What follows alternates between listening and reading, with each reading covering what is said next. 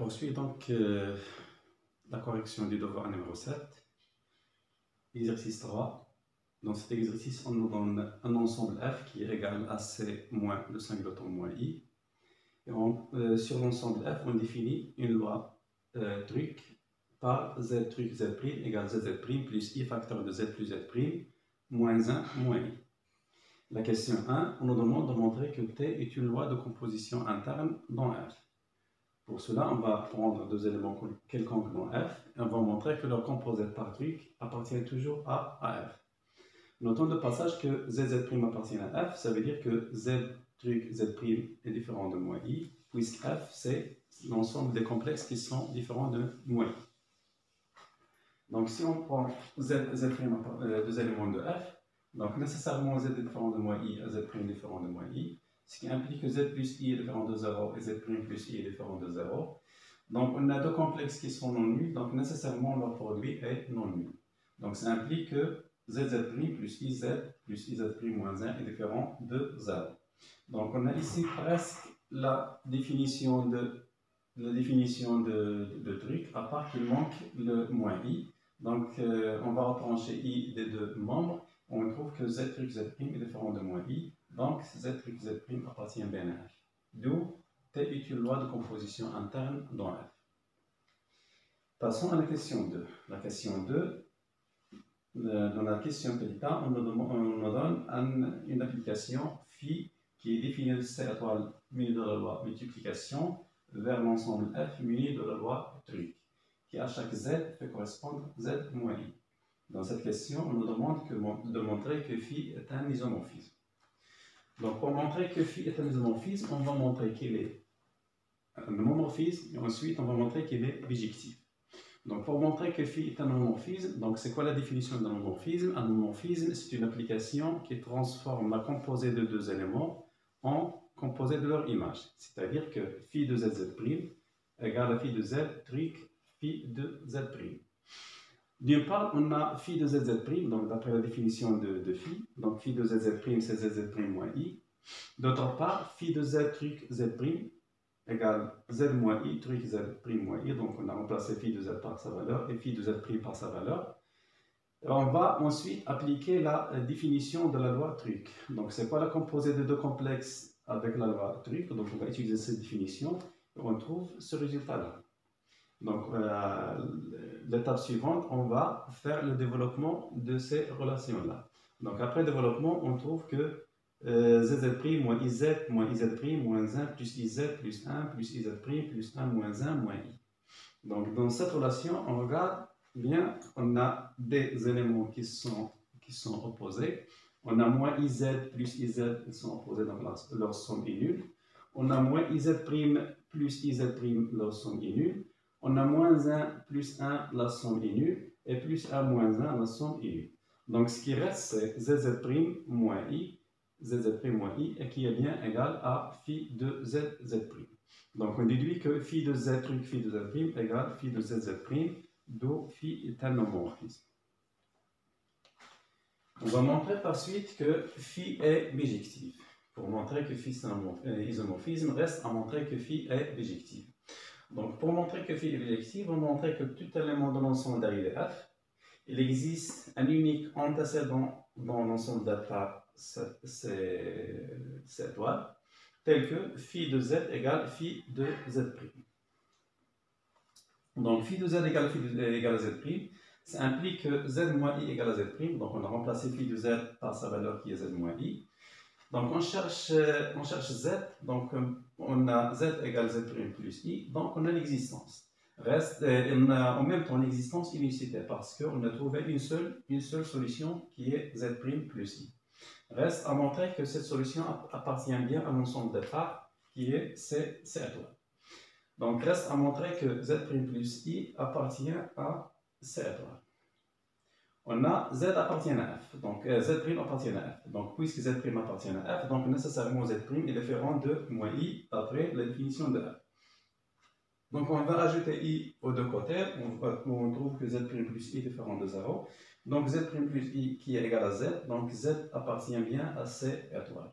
D'où phi est une application bijective et en plus elle est un homomorphisme, on déduit donc que phi est un isomorphisme. Notons de passage qu'on peut déterminer l'isomorphisme réciproque. Ce n'est pas demandé dans l'exercice, mais cette relation, on va l'utiliser par la suite pour déterminer le symétrique d'un élément dans l'ensemble F. Donc, phi moins 1 de z égale à z plus i, on peut la remplacer dans cette relation, donc z' par z, pour trouver l'image réciproque de z par l'application réciproque phi moins 1. On passe donc à la question P. La question P, on nous demande de déduire la structure de l'ensemble F muni de la loi Drake. Donc, on a phi, c'est un isomorphisme de C étoile muni de la loi multiplication vers l'ensemble F muni de la loi Drake. Si on a un isomorphisme, donc si on connaît la structure de l'un des deux ensemble, on peut savoir la structure de l'autre. Donc, C étoile muni de la loi multiplication, on sait que c'est un groupe d'après le cours. Donc, C étoile muni de la multiplication, c'est un groupe commutatif. Et puisqu'il c'est un isomorphisme, donc F muni de la loi T, c'est un groupe aussi, donc c'est un groupe et qui est aussi commutatif. Donc, l'isomorphisme, il transporte toutes les structures. Donc, c'est un groupe qui est commutatif. Et l'élément neutre de ce groupe commutatif, c'est l'image de l'élément neutre de la loi étoile dans C étoile, de la loi multiplication dans C étoile.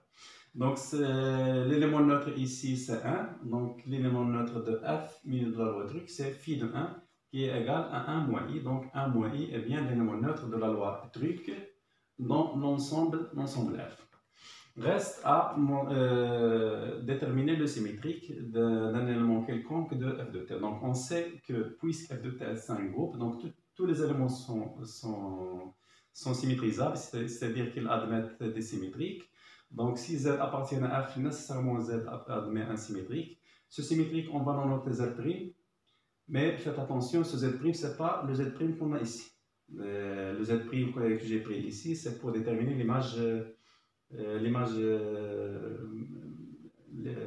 l'antécédent de z par phi. Mais le z' qu'on a ici, c'est quoi ce z'? C'est la notation du symétrique. Donc, on a trois notations.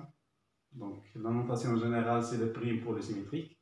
Et si on a un groupe additif, on note le symétrique de x par moins x. Si on a un groupe multiplicatif, on note le symétrique de x par x à la puissance moins 1. Donc, cette notation, on l'utilise en général. Donc, on a les cas particuliers d'un groupe additif ou bien un groupe multiplicatif. Donc, les notations sont spéciales. Mais si la loi n'est pas additive, n'est pas une somme ou bien une multiplication, on le note en général avec prime. Donc, c'est quoi z'? Donc, z', c'est le symétrique de z pour la loi truc dans l'ensemble F. Donc, on sait que puisque z et z' sont l'un est le symétrique de l'autre dans F, donc leurs images réciproques sont le symétrique de l'un et l'autre dans l'ensemble C étoile. On sait que dans C étoile, l'image d'un complexe quelconque dans C étoile, c'est son inverse. L'image de Z, c'est 1 sur Z. Le symétrique de Z, c'est 1 sur Z. Donc, phi moins 1 de Z' égale à 1 sur phi moins 1 de Z.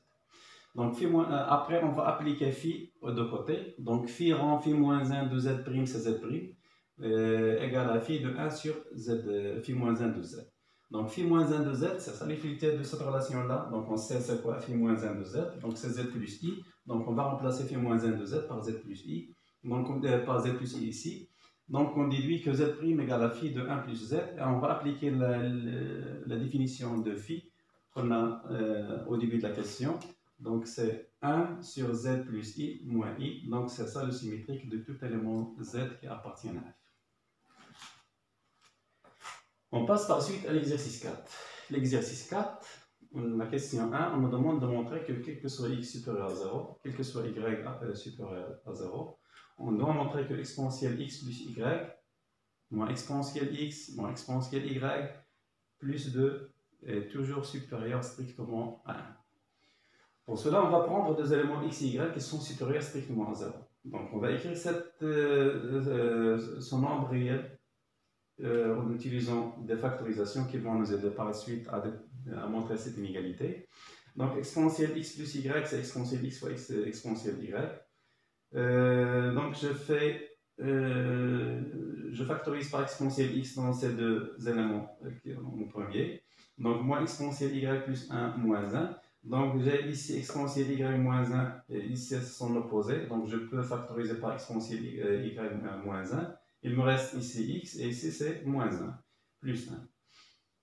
Or, nous savons que x supérieur strictement à 0 et y supérieur strictement à 0. Donc, leurs exponentielles respectives sont supérieures à 1. Donc, exponentielle x moins 1 est supérieure strictement à 0. Exponentielle y moins 1 est aussi supérieure strictement à 0. Donc, leur produit est aussi supérieur strictement à 0. Donc, puisque leur produit est supérieur strictement à 0, donc si j'ajoute 1 aux deux côtés, donc je trouve que exponentielle x moins 1, facteur d'exponentielle y moins 1 plus 1 est supérieur strictement à 1. Donc, son nombre, c'est quoi? C'est exponentielle x plus y moins exponentielle x moins y plus 2 est supérieur strictement à 1, d'où la propriété, la relation dans mon B.